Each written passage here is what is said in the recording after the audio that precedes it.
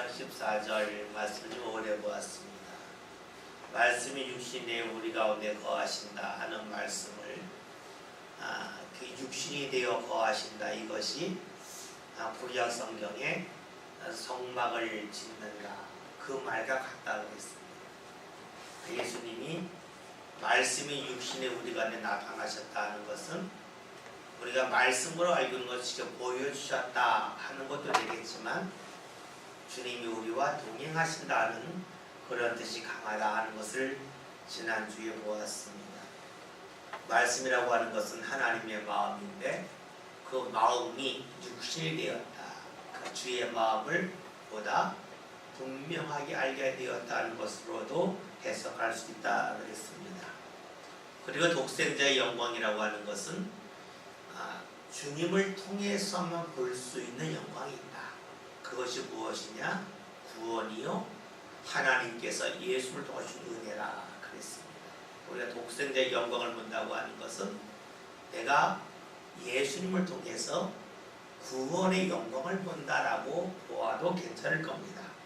그 다음에 14절에서 은혜와 진리가 충만하다는 말씀을 가지고 예수님이 어떻게 우리에게 역사하시는가, 그것은 은혜 가운데서 진리인 말씀을 보게 한다. 즉 은혜를 갖고 주의 말씀을 보게 하고 알게 한다 라고 보았습니다. 우리가 주의 말씀을 볼 때에 은혜 없이 말씀만 보면 사람이 차가워집니다. 예수님 시대에 바리새인들이 하나님을 잘 알지 못하고 말씀만을 연구합니다. 그러니 정죄하고 또 사람을 무시하고 또 나는 말씀을 잘 지킨다 우월감에 사로잡히게 되었다는 것이죠. 우리 신앙생활 할 때에 하나님의 말씀을 잘 아는 것도 중요하지만, 내가 먼저 은혜를 받고 나서 주의 말씀을 내가 받아들일 때에 말씀을 받아들이는 폭이 달라지고 말씀을 읽는 깊이가 달라진다 그랬습니다. 우리가 성경 말씀을 읽을 때에 늘 새롭게 다가오는 이유가 무엇인가? 내가 은혜를 받으면 받을수록 진리의 말씀이 더욱더 깊게 더 넓게 보이기 때문에 그래요. 그래서 예수님이 은혜와 진리가 충만하다 하는 그 말씀을 보았습니다. 그리고 요한에 관한 말씀 15절의 말씀을 통해서 요한이 예수님에 대하여 증언하였는데, 그는 태어날 때부터 은혜 가운데 태어났지만 그 은혜를 이어갔기 때문에 예수를 증언한 사람이 된다 그랬습니다. 은혜 가운데 태어났지만 은혜를 계속 이어가지 못한다면 예수를 증언할 사람이 되지 못하겠죠.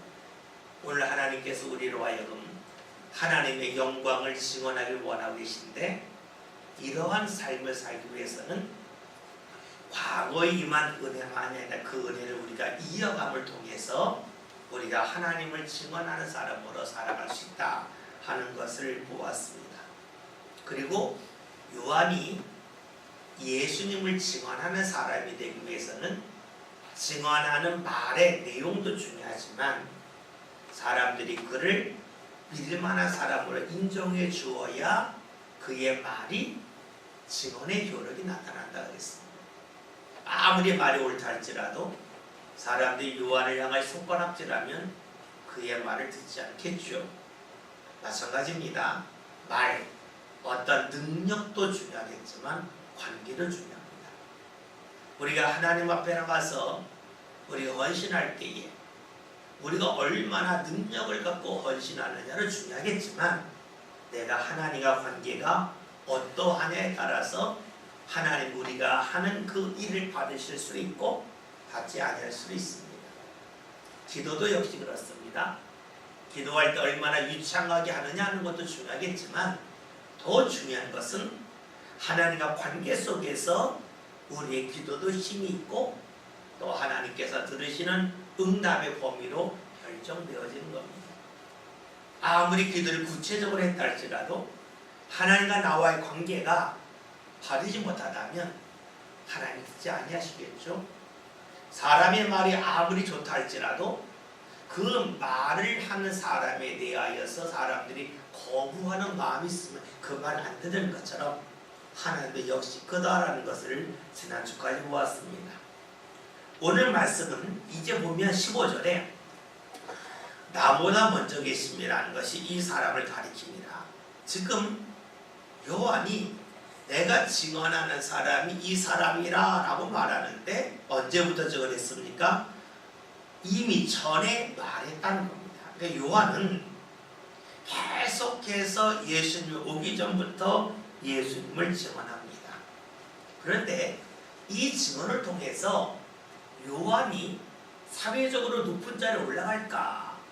아니면 그의 그 자리, 위상이 아래로 떨어질까 하는 겁니다. 우리가 알 수 있는 것처럼 예수님의 오심을 통해서 요한의 일은 크게 줄어듭니다. 요한을 따랐던 많은 사람들이 예수님을 따릅니다. 다시 말하면 예수님을 증언함을 통해서 요한이 사회적인 위상이 떨어집니다. 사람들이 그를 더 알아주지 않습니다. 달리 말하면 초라해진다고 말할 수가 있습니다. 요한은 자신이 초라해지는 것을 두려워하지 않았습니다. 자신이 초라해지는 것을 알면서도 계속해서 예수님을 증언합니다. 알 수 있는 것은 하나님을 믿는 사람들은요, 요한이 그랬듯이 내가 세상에서 얼마나 높은 자리에 올라가느냐, 내 위상이 어떠하느냐, 여기에 초점을 맞추지 않는다는 겁니다. 만약에 요한이 거기에 초점을 맞췄다면 예수 증언하지 않았겠죠? 하나님의 일을 감당하지 않았을 것입니다. 그렇다면 우리 여기서 한 가지 생각할 것이 있습니다. 하나님을 믿는 사람의 특징이 무엇이냐? 그것은 하나님을 믿는다 하는 데서 멈추지 않고 하나님이 좋아하시는 일을 나도 좋아한다. 이 자리에 가야 정말로 하나님을 믿는 사람이라고 말할 수 있다는 겁니다. 만약에 요한이 내가 예수 증언하는 것 하나님은 좋아하시지만 나는 싫다.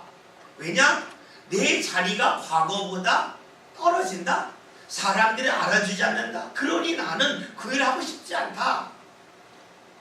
하나님과 자신이 하는 일이 달랐다면 그는 하나님의 일을 감당할 수가 없습니다. 하나님을 믿는 사람이라고 말할 수가 없습니다. 그래서 우리가 하나님을 믿는다고 하는 것은 그냥 하나님을 믿는다, 하나님의 살아계심을 믿는다, 여기서 멈추지 않고 하나님이 좋아하시는 일이라면 나도 좋아합니다. 이것이 진정으로 하나님을 믿는 것이라고 말할 수가 있습니다. 여러분, 내가 초라해지는데 내 자리가 아래로 떨어지는데 하나님이 좋아하시는 일을 내가 좋아할 수 있다는 것은 다른 말로 하면 정말로 하나님을 사랑한다는 것입니다. 하나님을 사랑하기 때문에 내 자리가 떨어지고 내 자리가 초라해지는 것에 대하여서 두려워하지 않는 것입니다. 우리가 잘 알고 있는 말씀, 요한일서 4장 18절에 사랑에는 두려움이 없다는 말씀이 있습니다. 그렇죠. 사랑하면 두려움이 없는 겁니다. 마치 여러분들이 어린아이가 있는데 이 애들하고 놀아줄 때에 내 나이 이거 관심 갖지 않습니다. 애한테 다 맞춰줘요. 왜요? 걔를 좋아하면 걔의 눈 높이로 내려가는 것에 대하여 두려워하지 않습니다. 내가 밑바닥으로 떨어지는 것 거기에 대하여서 내가 꺼려하지 않습니다. 사랑하면 내가 낮아지는 것, 내가 사회적인 지위를 다 포기하는 것에 대하여 두려워하지 않습니다. 우리가 하나님을 믿는다고 하는 것은 그냥 하나님의 존재만을 믿는 것이 아니고 하나님이 좋아하는 것에 대하여 나를 좋아하게 되고 그것 때문에 내 자리가 밑으로 떨어진다 할지라도 사람들이 알아주지 않는 자리에 내려간다 할지라도 그것을 두려워하지 않는 것, 그것을 가지고 하나님을 믿는 것이라고 말할 수가 있습니다. 요한은 이렇게 자신이 낮아지는 것, 이것에 대하여 두려워하지 않았습니다. 여러분, 이것은 한순간에 되는 것일까? 아니지요. 끊임없이 하나님 앞에서 자신을 내려놓는 믿음의 훈련, 그 훈련이 계속해서 되었기 때문에 그는 예수님은 높아져야 되고 나는 낮아져야 된다, 이런 증언을 마음껏 할 수 있었습니다. 하나님의 일이 어느 날 갑자기 된다고 생각한다면 큰 오산입니다. 철저하게 나를 내려놓는 훈련이 쌓이다 보았더니 하나님이 좋아하시는 것을 위해서 자신이 밑으로 떨어지는 것을 두려워하지 않았습니다. 그를 감당합니다. 그를 기뻐합니다. 여러분, 그러기에 우리가 하나님 앞에 나와서 훈련받는 일들, 그 일들이 하나하나 쌓임을 통하여서 하나님은 우리로 하여금 세례 요한이 그랬던 것처럼 하나님을 증언한 사람으로 우리를 이끌어 가신다는 것입니다. 내가 훈련되지 아니하면, 내가 하나님 앞에 나오는 그 일을 내가 자꾸만 멈칫멈칫한다면 나를 통해서 하나님을 증언하게 하시는 일, 하나님이 원하시를 감당하게 하시는 일은 매우 멀어질 것입니다. 요한을 통해 알 수 있듯이 준비된 사람이 하나님의 일을 감당합니다. 몇 번 말씀드렸지만 우리가 하나님의 일을 할 때에도 준비함을 통하여서 하나님을 증언하는 그런 일을 감당할 수 있다는 겁니다. 세례 요한만 특별한 것이 아닙니다. 세례 요한을 성경이 기록한 것은 세례 요한과 같은 방법으로 준비한 사람을 하나님이 사용하셨다고 하는 것을 우리에게 알려주는 것입니다. 따라서 우리가 교회에서 자그마한 일처럼 보이는 일들이 있습니다. 즉 남들이 잘 알아주지 않는 일이 있을 수 있어요. 그 일에 대해서도 우리가 철저하게 믿음으로 훈련하는 일이 필요합니다. 여러분, 우리가 하나님 일 할 때에 결코 하지 말할 일이 있는데 그것이 신경질입니다. 그것이 바로 짜증내지 않는 일입니다. 우리는 나도 모르게 하나님 일을 하면서 신경질이 있다가 있습니다. 그 무엇입니까? 하나님과 내가 좋아하는 것이 싫다는 겁니다. 다르다는 겁니다. 여러분, 이런 일은 아무리 강조해도 지나치지 않습니다. 우리가 이를 아무리 많이 했다 할지라도 내가 죽는 훈련, 즉 신경질 내고 짜증내는 일, 그 일을 내가 멈추지 않고 일을 많이 했다면 계속해서 그 자리일 뿐입니다. 그림을 그릴 때에 얼마나 그림을 오랫동안 그렸냐가 중요한 것이 아니라 어떻게 그림을 배워 그렸냐에 따라서 실력이 향상될 수도 있고 멈출 수도 있습니다. 운동도 마찬가지죠. 운동도 얼마나 오래 했냐가 중요한 게 아니에요. 어떻게 운동을 했느냐에 따라서 실력이 늘 수도 있고 제자리일 수도 있어요. 그래서 우리가요, 하나님 일을 할 때는요, 결코 신경질 내면 안 됩니다. 짜증내면 안 됩니다. 왜요? 하나님은 우리가 낮아지는 일, 나를 버리는 일, 그 일을 훈련시킴을 통하여 더 크게 우리를 사용하려고 하시는데 내가 그것을 멀리 한다면 하나님 앞에 쓰임받을 가능성이 점점 줄어들고만 합니다. 요한은 자신을 낮추는 훈련이 계속해서 이루어졌기 때문에 예수님을 증언하고 내가 낮아지는 그 일을 꺼려하지 않습니다. 그러니까 그는 주의 길을 예비하는 사람이 됩니다.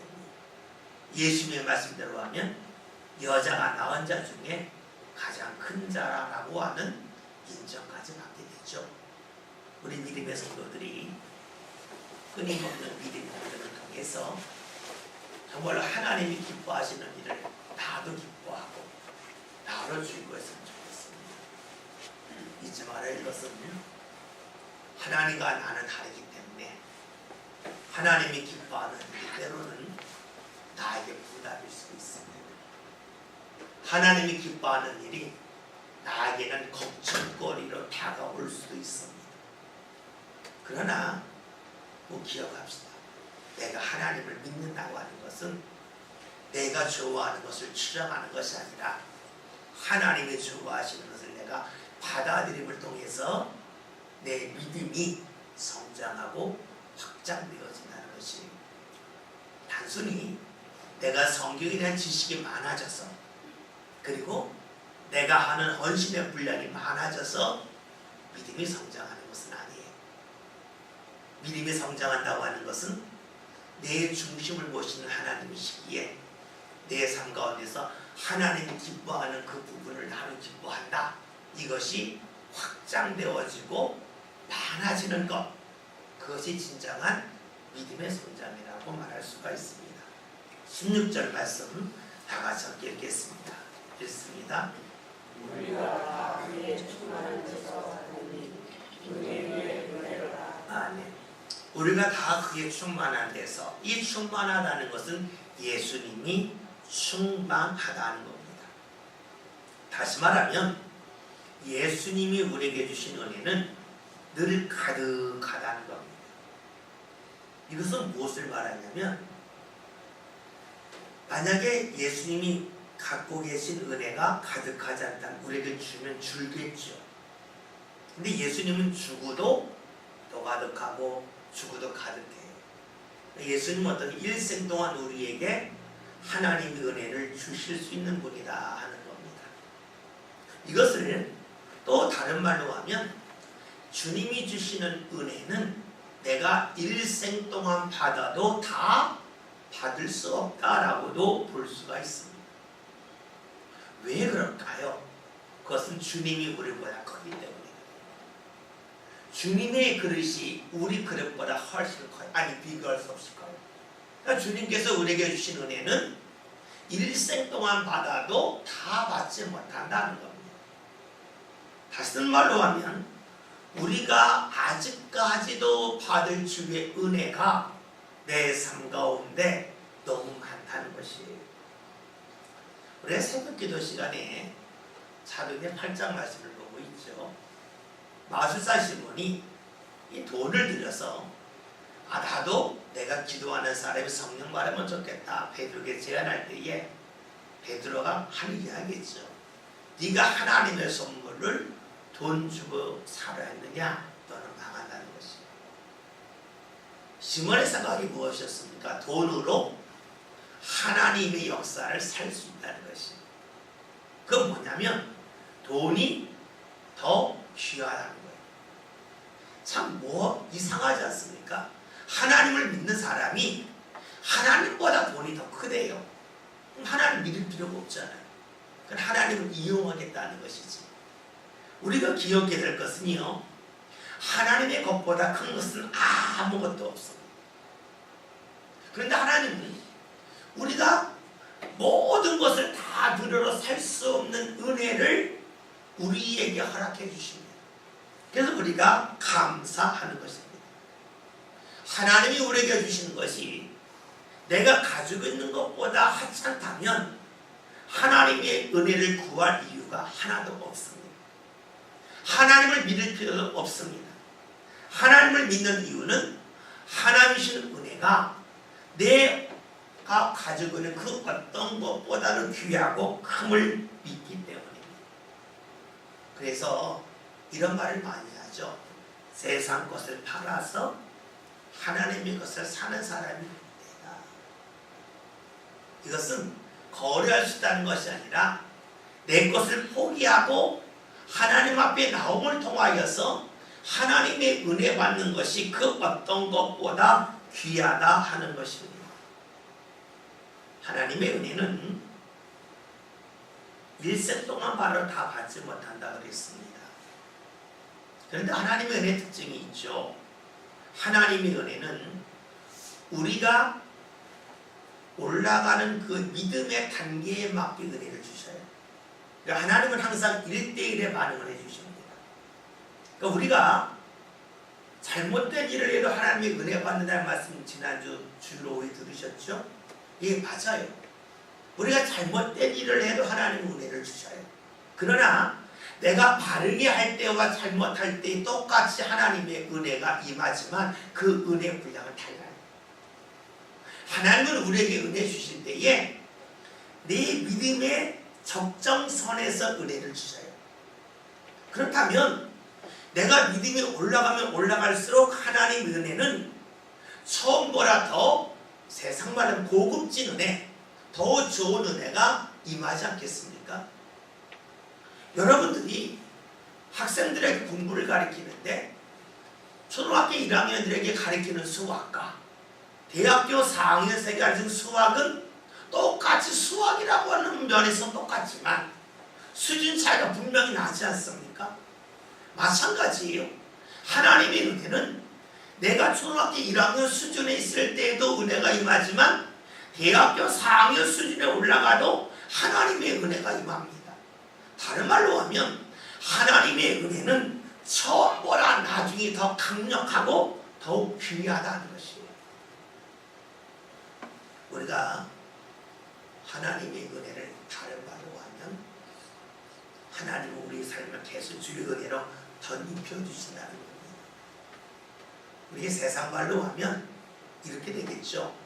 구리로 두고 맸다가 은으로 두고 맸다, 금으로 두고 맸다, 더 입혀주신다는 것이에요.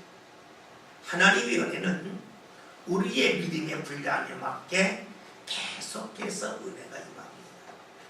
그러기에 우리가 하나님 앞에 계속해서 나오는 것은 다른 말로 하면 새로운 은혜가 계속해서 임한다, 더 좋은 은혜가 임한다 하는 것이고, 바울의 고백대로 한다면 날로 날로 새롭게 우리를 인도하여 주시는 주의 역사가 삶 가운데 임한다는 것이에요.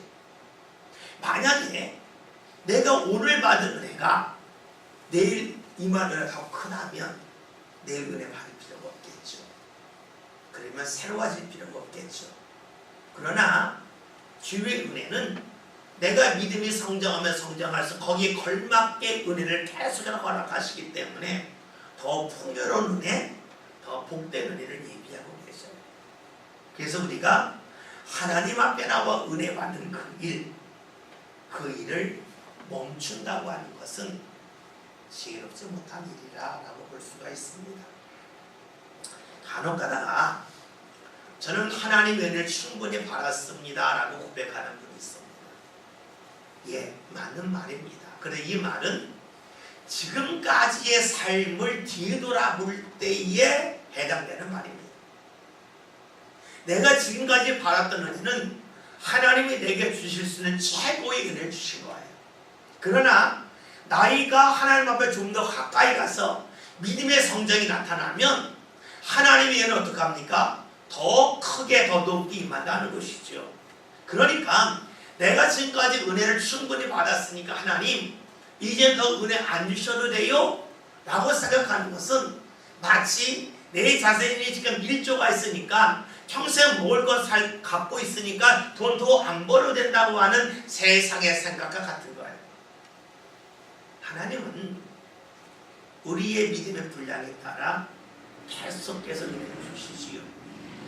우리가 창세기 49장을 보면 야곱이 자녀들에게 축복 기도하는 그 말씀이 나와 있습니다. 한번 찾아볼게요.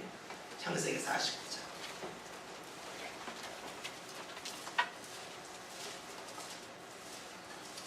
구약성경 80년입니다. 이 야곱의 축복에 관한 그 말씀이 있는데 정말로 중요한 말씀이 있는데 그 뭐냐면 축복이 끝난 다음에 설명해 주는 말씀이 있어요. 창세기 49장 28절 80년입니다. 다 같이 읽겠습니다. 이들은 이스라엘의 12지파라. 이와 같이 그들의 아버지가 그들에게 말하고 그들에게 축복하였으니 곧 그들 각 사람의 분량대로 축복하였더라. 아멘. 뭐예요?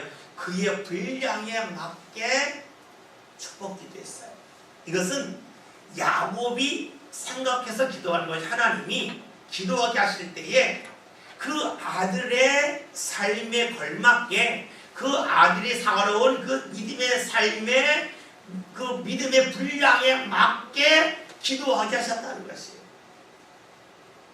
믿음의 분량이 컸다면 하나님께서 주시는 야곱을 통하여 행하게 하신 축복 기도의 폭이 넓었겠죠. 그러니까 하나님은 어떤 분인가? 우리의 믿음의 분량에 맞게끔 우리로 하여금 은혜 받게 하시는 거예요. 그래서요, 내가 지금까지 받았던 은혜는 내가 지금까지 쌓아놓은 믿음의 분량에 맞는 은혜예요. 그러나 내가 믿음이 더욱더 성숙하고 성장하면 그 분량에 맞는 하나님의 은혜가 있네요. 앞서서 말씀드리기를 예수님은 은혜와 진리가 충만하다는 그 말씀을 통해서 1장 14절이죠. 뭡니까? 은혜를 받으면 받을수록 하나님의 말씀을 보는 부분, 느끼는 부분이 달라진다고 했죠. 똑같은 말씀이에요. 무슨 말씀이냐면 오늘 우리의 삶 가운데서 내가 은혜를 받으면 받을수록 하나님 앞에 가까이 가면 갈수록 어떤 일이 나타납니까? 하나님의 말씀이 보이는 부분이 완전히 달라지고 맙니다. 그러기에 오늘 우리의 삶 가운데 내가 지금까지 은혜 충분히 받았습니다. 그렇기 때문에 앞으로는 은혜가 내게 임하지 않게 됩니다. 생각은 굉장히 어리석은 생각입니다. 그래서 우리에게 적용하면 내가 지금까지 은혜 받기와 힘썼는데 이제는 충분히 은혜 받았으니까 나는 은혜 받기 위하여 주의 힘써도 되지 않습니다 라고 생각하면 굉장히 어리석은 일이라는 것이에요. 우리의 육신이 약해질 수 있어요. 우리의 소유가 많지 않을 수 있어요. 줄어들 수 있어요. 그러나 하나님은 그거와 관계없이 우리를 보고 계셔요. 내가 하나님 부르시는 그날까지 계속해서 주의 일에 힘쓰고 은혜 사람을 살려가는 일이 필요합니다. 우리가 성경을 보면 이제 레위기에서 레위기가 아니라 민수기에서요 저기에 관한 말씀이 나와요. 레위인에 관한 말씀이 나와요. 레위인들이 하나님 일을 하는데요 50살까지만 주의를 해요. 그리고 이제 주의 일을 그만하라 그래요. 그런데 그만한다고 해서 아주 안 하는 것이 아니라 주의 일을 하는 사람을 돕게끔 하세요. 그래서요 하나님께서는 그 나이에 맞게끔 일을 맡기시지만 그 나이가 지나면 하지 말라고 하는 돕는 일을 해라. 왜요? 하나님의 일에 끊임없이 참여하도록 독려하고 계신 거예요. 왜냐하면 그 일을 통해서 하나님이 은혜 주실 이유를 찾고 계신 겁니다. 오늘 우리가 지금 하나님의 예수님이가 어떠냐 충만한 데 있다. 그리고 은혜 위에 은혜가 있다는 말씀을 보고 있습니다. 다시 요한복음 1장 16절로 가서요. 우리가 주의 은혜가 충만하다. 은혜 위에 은혜가 임한다는 말씀을 통해서 한 가지 더 생각할 것이 있어요. 내 삶은 완성품이 아니라는 거예요. 완성품이라면 더 이상 은혜를 안 주셔도 해요. 그런데 우리 완성품이 아니에요. 내가 오늘 은혜 받았지만 내일 되면 받은 은혜가 또 있고 또 있고 또 있어요. 내 완성품이 아니에요. 완성품이 아니라고 하는 것은 아직까지 부족하다는 거예요. 그러니까 다른 말로 하면 교만하면 안 된다는 거예요. 왜요? 우리는 완전한 자리에 이런 사람이 아무도 없어요. 모두가 주님 앞에서 은혜가 필요한 사람이고 또 모든 사람이 그리스도의 장성한 분량을 나아가는 사람이에요. 그러니까 우리가 교만할 이유가 전혀 없는 것이에요. 만약에 우리가 내가 모든 일을 다 받았다 하면 교만할 거예요. 더 받을 은혜가 없으니까. 그렇지 않습니다. 간혹 가다가 은사를 받으신 분들 중에서 내가 은사를 다 받았다라고 주장하는 분들을 간혹 볼 때가 있어요. 여러분 사람들이 볼 때에는 은사가 많으니까 대단한 것 같지만 하나님 볼 때 아니에요. 왜요? 성경과 어긋나기 때문이에요. 하나님 주신 은혜는 일생 동안 받는 거예요. 그렇기 때문에 내가 아무리 많은 은사가 임했다 할지라도, 내가 아무리 많은 물질을 내가 소유했다 할지라도 내게 임할 은혜는 아직도 많이 남아있어요. 믿음의 사람이 내가 믿음으로 사는지 살지 않는지 하는 방법은 뭡니까? 겸손함이 있어요. 내가 하나님 앞에 서 있는 사람, 난 아직 부족한 사람, 난 아직 받을 은혜가 있는 사람, 이는 어떻게 해요? 겸손합니다. 믿음의 사람이 겸손하다고 하는 것은 내가 하나님 앞에 온전한 사람이 아님을 늘 기억하기 때문에 그렇습니다. 만약에 우리가 환경에 매달리면 어떻게 될까요? 내가 높은 자리, 좋은 자리에 가면 끝났다 생각할 겁니다. 그래서 오늘 말씀 16절 하반절에 은혜 위에 은혜 넣어라. 내가 지금까지 은혜를 받았는데 예수님 내게 줄 은혜가 또 있다. 은혜 위에 은혜를 주시는 주님, 은혜에 또 은혜를 주시는 주님, 그것이 바로 예수님이라는 것입니다. 17절 말씀 다 같이 읽습니다. 읽겠습니다.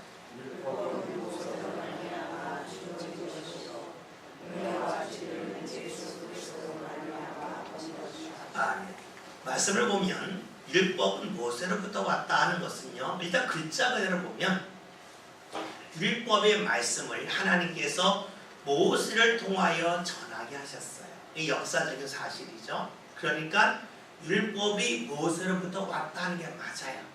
그런데 오늘 말씀 그 뒤에 은혜와 진리는 예수 그리스도로 왔다 하는 말씀을 계속하고 있어요.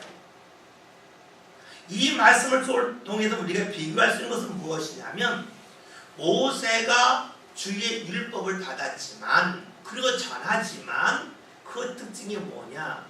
은혜와 진리 없이 전한다는 거예요. 여기서 핵심은 은혜예요. 모세가 전한 율법의 특징이 뭐냐? 은혜 없이 말씀만을 전하는 것이에요. 다시 말하면 말씀 속에 담겨져 있는 하나님의 마음은 전혀 생각하지 않고 그냥 글자만을 전하는 거예요. 예수님 시대에 그 유대인들의 특징이 무엇이었습니까? 그들은 우리는 모세의 제자라고 말해요. 다시 말하면 그들은 말씀을 읽을 때 글자를 많이 연구하였지만 하나님의 마음, 하나님신 은혜는 경험하지 못한 가운데 말씀을 전하고 증거하였다는 것입니다. 말씀에 담겨져 있는 그 속에 있는 하나님의 은혜를 모르고 말씀을 전하면 어떻게 될까요? 생각해 봅시다. 우리 교회에서 하나님 일을 한다. 이것은요, 시간이 들어요. 때로는 물질이 들어요. 때로는 수많은 에너지를 소비해야 돼요. 그렇기 때문에 그 일을 객관적으로 보면 피해가는 게 지혜로운 거예요. 어떤 분은 간혹가다 내가 교회에 일하러 간다. 예, 맞습니다. 왜? 객관적으로 보면 그래요. 그런데 하나님의 은혜 관점으로 보면 어떻게 될까? 하나님이 그 일을 받고 계시고 그 일을 통하여 나를 세우시고 그 일을 통하여 하나님이 이끄시는 자리, 그 자로 가게끔 나에게 증거자를 놓아주시는 거예요. 그런데 그런 하나님의 마음과 뜻은 내가 뒤로 가고 그 일 힘든데, 그 일 어려운데, 그 일 하면 내가 손해인데 라고 생각하면 무엇입니까? 율법적으로 생각하는 사람이에요. 이 일하면 이익이 있나 없나, 이 일하면 나한테 얼마나 도움이 될까, 이것만 생각해요. 그런데 예수님의 특징이 뭡니까? 이 일을 통하여 하나님이 나를 받으시고 내게 베푸실 은혜문이 열려진다 하는 것을 보는 것이 바로 예수님이시죠. 예수님이 왜 십자가를 지십니까? 십자가 지면 어려운데, 십자가 지면 고통스러운데, 우리가 잘 알고 있는 빌립보서 2장 5절부터 11절 그 바울의 유명한 그리스도 예수의 마음이 어떠한지 간하에 증언해 주면서 뭐라고 합니까? 하나님께서 그를 높이사 땅에 있는 자, 땅 위에 있는 자, 땅 아래에 있는 자들을 하여금 주께 영광 돌리게 하셨다. 왜요? 예수님이 십자가 지셨기 때문에. 달리 말하면 하나님은 우리로 하여금 은혜 가운데서 하나님을 보기를 원하고 계셔요. 근데 모세는 어떤 사람이었습니까? 그저 일만 보았어요. 그러니까 모세가 간혹가다 불평하고 원망하고 그런 일 많이 하죠. 왜요? 일만 생각해서 그래요. 우리 구약 성경 말씀 때 모세가 이런 얘기 잘하죠. 하나님, 제가 이들을 이끌어갈 수 없습니다. 제 힘으로 감당할 수 없으니 하나님 저를 죽여주세요. 저기 이 짐을 내려놓게 해주세요. 계속적인 그런 고백이 있습니다. 왜요? 일만 보니까 그래요. 하나님이 그 일을 통해서 모세를 어떻게 인도하실지 어떤 은혜를 주실지에 대한 생각이 없는 겁니다. 여러분, 그렇다면 우리가 신앙생활할 때에 율법 가운데 하는지 아니면 은혜와 진리 가운데 하는지를 우리의 신앙의 반응을 보면 한다는 것이에요. 아, 입술로 내가 예수 믿고 구원받았어, 난 은혜 사람이야, 여기에 우리의 신앙이 은혜 중심이라고 말하면 곤란해요. 우리가 주의를 할 때마다 아, 일하면서 은혜인데 자꾸 내 눈으로 보는 것, 이게 뭡니까? 율법적인 거예요. 은혜적으로 보니까 뭡니까? 아, 이 일을 하나님이 받으시는데, 이 일을 통하여 나를 하나님이 세워가시는데, 이 일을 통하여 하나님이 나를 만들어 가시고 나를 새롭게 하시는데, 이렇게 보는 게 뭡니까? 은혜와 진리 가운데 주의를 보고 주의 말씀을 대하는 것이라고 볼 수가 있습니다. 그래서요, 신앙의 사람의 특징은 똑똑한 데 있지 않습니다. 이 말씀이 아, 내가 예수를 믿으면 비련해져야 돼, 이런 데 있는 게 아니에요. 눈을 달리한다는 것이에요. 바울이 고린도전서 1장에서 사람의 그 지혜로움, 이것이 하나님의 미련한 말 못하다, 왜 그랬을까요? 하나님 하는 일, 시켜내니 미련해 보이지만 하나님의 마음을 가지고 그것을 대하면 사람의 똑똑한 일들, 아, 저거 하면 손해인데, 저거 하면 시간적으로 물질적으로 내가 낭비하는데, 이런 마음을 뛰어넘는 사람이 되어서 하나님의 은혜 자리에 이른다는 것이에요. 하나님의 은혜 역사는 사람의 것과 비교할 수가 없죠. 그러니까 우리가 주를 믿어요. 그런데 우리는 그걸 잘 기억하고 있으면서도 막상 부딪히면 인간적인 판단, 율법적인 판단을 합니다. 이거 하면 손해인데, 이거 하면 몸이 피곤한데, 이거 하면 내가 경제적으로 오름이 찾아오는데 자꾸 여기에 초점을 맞춰요. 그것은 뭡니까? 우리가 말씀을 읽지만 율법적으로 읽는다는 것이에요. 오늘 성경은 예수님이 어떤 분이신가? 은혜와 진리의 주님이라. 은혜와 진리가 주님으로부터 온다라고 말씀하고 있습니다. 오늘 우리가 은혜와 진리를 경험했을 때 일어나는 일이 무엇입니까? 그것은 순종입니다. 그건 감사합니다. 그리고 기쁨의 사람이 됩니다. 그러나 은혜를 경험하지 못하고 율법적인 사람은 순종하지 않습니다. 그리고 감사함이 없습니다. 나를 세우심에 대하여서, 나를 사용하고 계심에 대하여 감사하지 않습니다. 오늘 우리가 입으로 은혜 생활한다, 은혜 생활한다 하는데 내 삶을 돌아보면 내가 은혜가 어떻게 사는지 율법 안에서 정확하게 알 수 있습니다. 우리 믿음의 성도들이 모두가 율법적인 계산이 아닌 은혜 중심으로 이 일을 통해서 하나님을 받으시겠지, 이 일을 통하여 하나님을 기뻐하시겠지, 이 일을 통하여 하나님께서 내 삶을 이끌어 가시겠지, 이런 기대 속에서 하나님 앞에 다가서는 그런 믿음의 주문을 되었으면 좋겠습니다. 18절 말씀 다 같이 읽겠습니다. 본래 하나님을 범사하는 것이되 아버지 중에 있는 지나신 하나님의 나타나셨느니라. 아멘. 하나님을 본 사람이 없다라고 말씀하고 있죠. 이게 원래 성경대로 말하면 하나님을 영이십니다. 영에는 형체가 없죠. 하나님을 볼 수 없다고 하는 말씀이 맞습니다. 그리고 또 구약에서는 하나님을 본 사람은 죽는다라는 말씀도 여러 번 반복하고 있죠. 그런데 여기서 하나님을 본다고 하는 것을 외형적으로 설명하면 곤란하겠죠. 하나님을 본다고 하는 것은 무엇을 말합니까? 하나님의 마음을 아는 거예요. 우리가 요한복음 14장 보겠지만 예수님 빌립도 야 너는 나를 보고도 왜 하나님을 보여달라고 그러느냐. 이것은 하나님의 남자고 하나님의 33살의 그 유대인의 모습이다. 이 외적인 모습을 말하는 게 아니잖아요.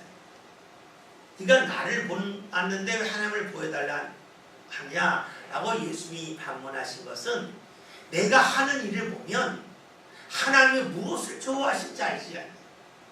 내가 하는 것을 보면 하나님께서 우리를 어디로 이끌고 가고자 하시니까 알지 않냐 이런 말씀이죠. 그러니까 하나님을 본다고 할 때에 자꾸 외형적인 것 여기에 초점을 맞추면 우리는 신앙과 무너지고 말아요. 하나님을 본다고 하는 것은 하나님이 기뻐하는 것을 보는 거예요.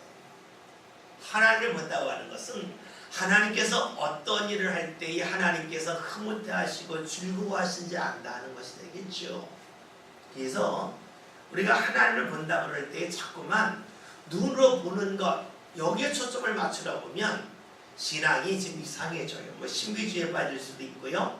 또 때로는 내 생각을 자꾸만 하나님과 동일시해서 내가 보는 것과 하나님의 것이 똑같다고 생각할 수 있어요. 중요한 것은 그것이 아니라 하나님이 기뻐하는 것을 볼 줄 안다. 이것이 바로 하나님을 보았다는 것이에요. 그런데 오늘 말씀에서 하나님을 본 사람이 없다. 이 말씀은 이 세상에서 율법 중심으로 산다 그러면 은혜가 임하지 않았다면 누가 하나님이 기뻐하는 것을 보게 할 수 있겠느냐는 말씀으로도 해석할 수가 있겠죠.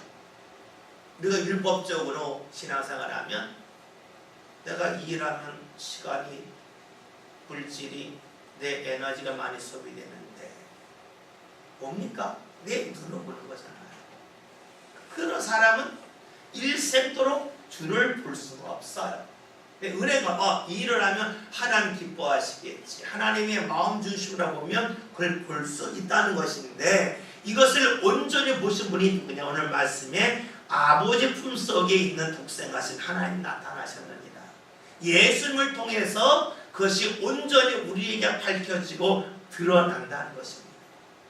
앞으로 요한복음에서 보게 되겠지만 안식일의 문제에 대해서 또 병임자에 대해서 또는 죄에 대해서 예수님이 행하시는 그 일을 보면 하나님이 무엇을 원하시는지 하나님 무엇을 기뻐하시는지를 우리가 밝히 볼 수가 있습니다.